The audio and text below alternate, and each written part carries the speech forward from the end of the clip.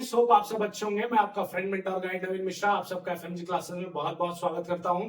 तो चलिए, similar to the last question जो हमने सीक्वेंस एंड सीरीज चैप्टर में किया था, उसी टाइप का एक क्वेश्चन है, क्वेश्चन नंबर 20, उसको हम कर लेते हैं।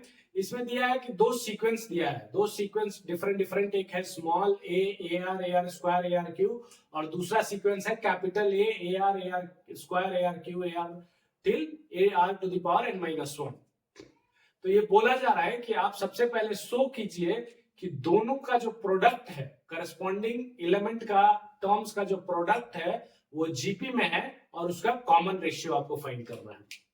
तो कोई भी चीज को हमें ये शो करना है कि जीपी में है, तो हमारे पास एक ही कंडीशन है, अगर उसका कॉमन रेशियो जो है सेम हो, कांस्टेंट हो थ्रू आउट टर्म्स, तो हम उसको बोलेंगे कि वो जीपी में है।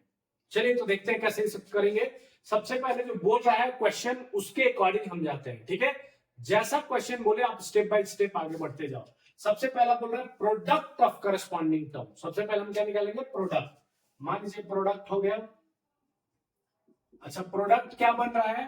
तो पहले स्मॉल ए, उसके साथ कैपिटल ए का प्रोडक्ट बनेगा, ए इंटू कैपिटल ए प्लस, ठीक है, ए इंटू कैपिटल ए प्लस नहीं रहेंगे क्योंकि ये सम नहीं पूछ रहा है, तो हम सीक्वेंस में ही इसको बनाएंगे। तो ए इंटू ए हो गया, दूसरा टर्म क्या आ गया? ए आर, और इंटू कैपिटल ए आर, ठीक है। पहला टर्म के साथ पहला टर्म, दूसरा टर्म के साथ दूसरा टर्म, तीसरा टर्म के साथ तीसरा टर्म। तीसरा टर्म क्या हो जाएगा? Small a r square into capital a r square, dot dot dot dot बढ़ते जाएगा, ठीक है। तो ये हो गया, हमें टर्म मिल गया, अब करस्पॉन्डिंग प्रोडक्ट तो मिल गया। अब हमें शो करना है कि क्या ये भी जीपी में है, क्या ये भी ज्योमेट्रिक प्रोग्रेशन में है। तो ज्योमेट्रिक प्रोग्रेशन के लिए हमारे पास, जीपी होने के लिए हमारे पास क्या कंडीशन है? Common ratio should be same.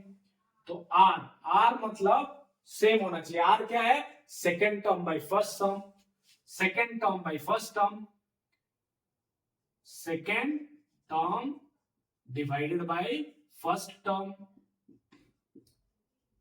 Third term divided by second term. तो चलिए सेकेंड टर्म देख लेते हैं, हम क्या लिखे हैं? A R into capital a are. अच्छा, फर्स्ट टर्म अपने पास क्या है? Small A into capital A.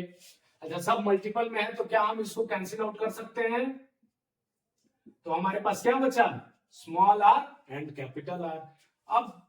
अब देख लेते हैं दूसरी बार जब हम आर निकालते हैं, third term by second term, third term divided by second term, ठीक है। अब थर्ड टर्म क्या है?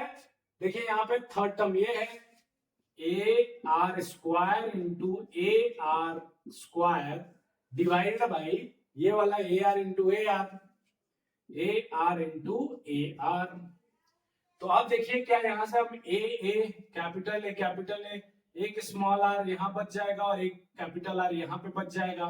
तो क्या हमारे पास फाइनली एक यहां पे आर और एक यहां पे आर, क्या यहां हमें फाइनली स्मॉल आर और कैपिटल आर एक मिल गया?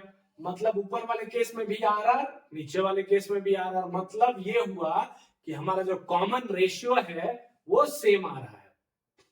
जब कॉमन रेशियो सेम आएगा तो हम क्या बोलेंगे कि yes this term is, yes the product is